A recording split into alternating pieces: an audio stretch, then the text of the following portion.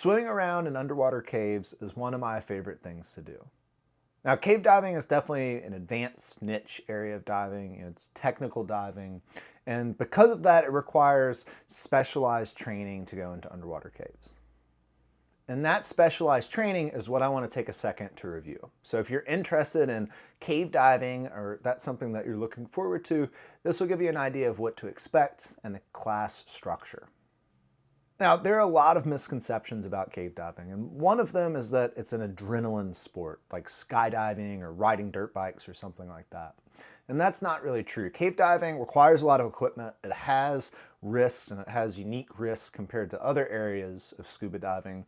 But at the end of the day, cave diving is a really relaxing and chill hobby.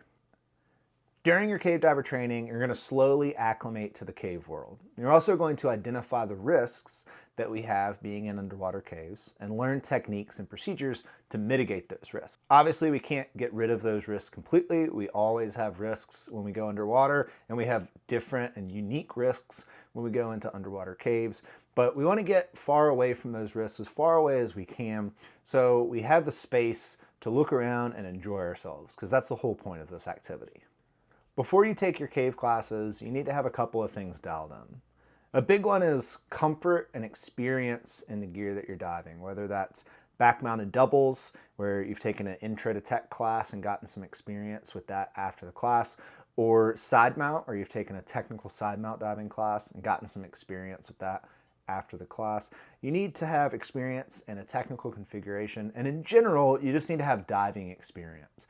If you have 10 or 15 dives outside of your open water course, you need to get more in an open water environment before you take that skill set and comfort that you have into the overhead.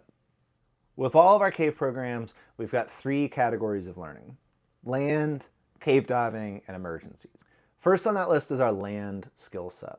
So these on-land skills can't be overlooked. Things like working with a buddy team to do pre-dive checks, understanding landowner relations and conservation, and having some basic knowledge about how caves form. And next on the list is cave diving. So the actual procedures that we use, like running a primary line from open water into the cave environment, how we communicate with our buddy in the cave, how do we execute a cave dive? That's the second component there. And last up is how do we deal with emergencies? Things like running out of gas inside the cave or losing our navigation inside the cave. Those are things that we practice quite a bit during cave training.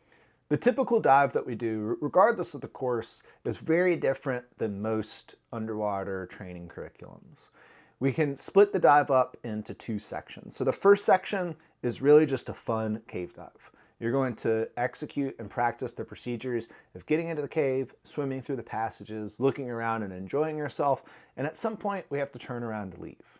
Now, once we turn around to leave, that's when we'll start looking at the emergency skills and drills and practice those procedures while we're exiting the cave. And we have those 2 components of the training dive, and that allows us to understand how a cave dive is supposed to function, as well as give us practice and muscle memory with those emergency situations. So the actual training programs are typically broken into 2 classes. The first is Cavern Intro. That's where we learn the basics of cave diving, and we get a little bit into the cave. Now, after the Cavern Intro course, assuming that things go well, you end up with an intro cave card. And that intro cave card gives you the ability to do very short penetrations into the cave. So you're not going long distances. You're also not making any navigational decisions, going down side passages or anything like that. It's very simple. Get in the cave, look around, and start to build some comfort inside that environment.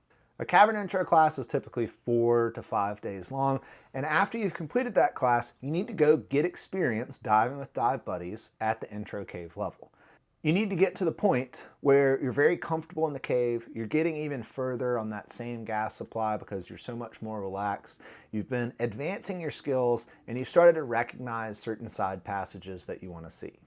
The intro cave card should be thought of as a temporary certification. It's not actually a temporary certification, but if you think of it that way, you think, okay, I'm going to finish this class, I'm going to go do these shorter dives around the entrance of the cave to build up that cave comfort, get that experience down. Maybe that's 10 dives, maybe it's 50, but once you're comfortable in the cave, it's time to transition into the full cave program. Now, full cave is typically 4 or 5 days long as well, and in that course, you learn how to get a little bit further into the cave, typically doubling the distance that you go, as well as checking out side passages and making navigational decisions.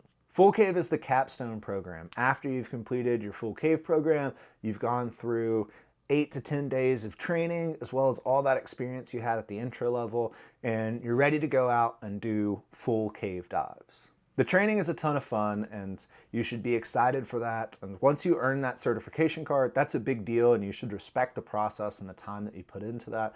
But the goal here is to be able to go on cave dives and mitigate our risk as much as we can. So after that full cave class, you should go out and get some cave dives in. Don't let those skills get rusty, because they absolutely will get rusty. There are some specialty areas you can add on to afterwards.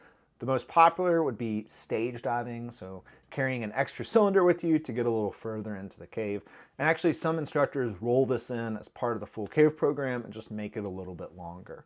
So stages are appropriate to look at as a full cave diver. When we're looking at something like a scooter or a rebreather, you need to get a lot of full cave experience before it's appropriate to start bringing those tools into the cave. There's a ton of cave that you can swim to before you take a DPVM. The point of all this training is to go use that skill set and enjoy some cave dives. So don't be in a rush to go to the next step just because you saw some cool pictures of it. Keep that in mind and work towards it, but gain that foundational experience at the intro level and then gain that experience at the full cave level before looking at doing something special like that.